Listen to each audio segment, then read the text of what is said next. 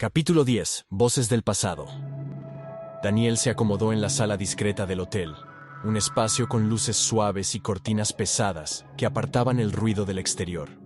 Frente a él, en una mesa de madera gastada, reposaba la antigua grabadora que Isabela le había entregado.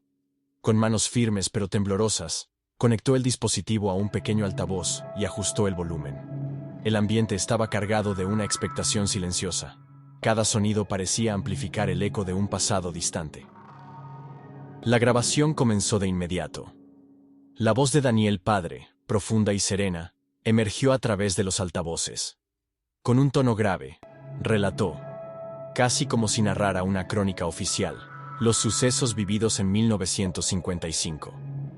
En aquel día fatídico, el vuelo 105 se vio envuelto en un caos sin precedentes. Durante los interrogatorios, los pasajeros enfrentaron una opresión inhumana, y los dispositivos electrónicos fueron confiscados meticulosamente. El ambiente estaba impregnado de un miedo palpable, de una tensión que parecía congelar el tiempo, decía con precisión, cada palabra impregnada de la autoridad de quien había vivido lo inexplicable. La voz de Daniel padre continuó describiendo, en un reportaje detallado, el momento en que el capitán Leonardo Álvarez, con voz adusta y llena de preocupación, había advertido que la aeronave había cruzado una anomalía temporal.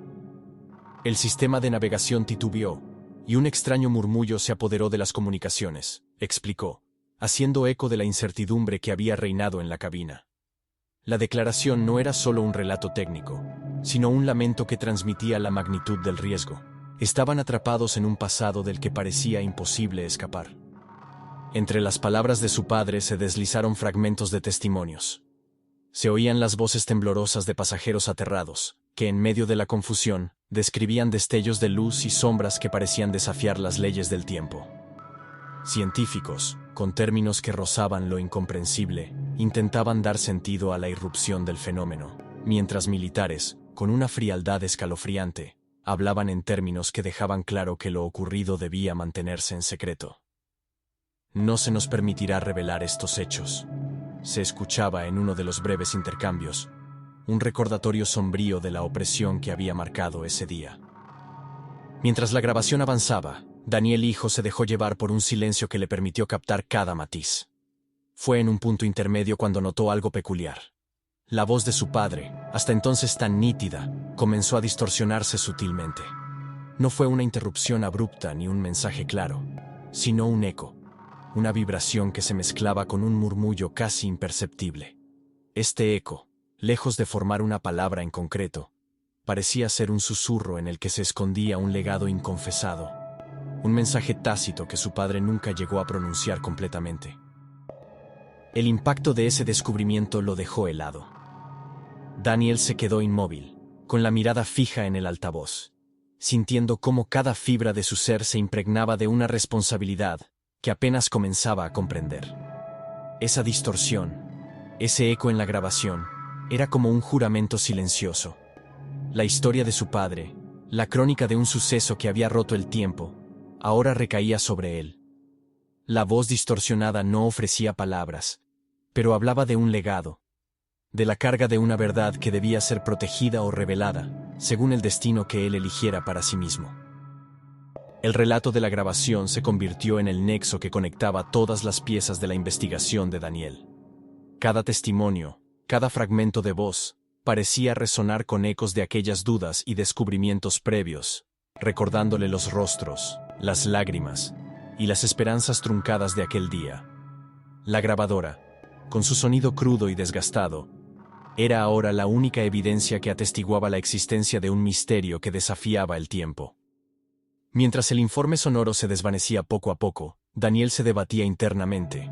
La voz de su padre, marcada por el sufrimiento y la determinación, lo impulsaba a continuar la búsqueda de la verdad, a adentrarse aún más en los recovecos de un enigma que parecía no tener fin. ¿Debería revelar esta verdad al mundo y enfrentar las consecuencias de sacudir los cimientos de una realidad tan frágil? ¿O era mejor proteger este legado, mantenerlo oculto para preservar a aquellos que, como él, habían sufrido la irrealidad de un destino alterado? El ambiente en la sala se volvió casi palpable, cargado de la tensión de decisiones no tomadas y del peso de secretos que habían sido arrastrados a través del tiempo.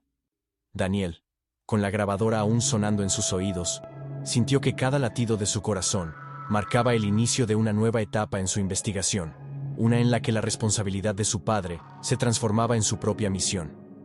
El eco final de la grabación dejó en el aire una sensación ineludible.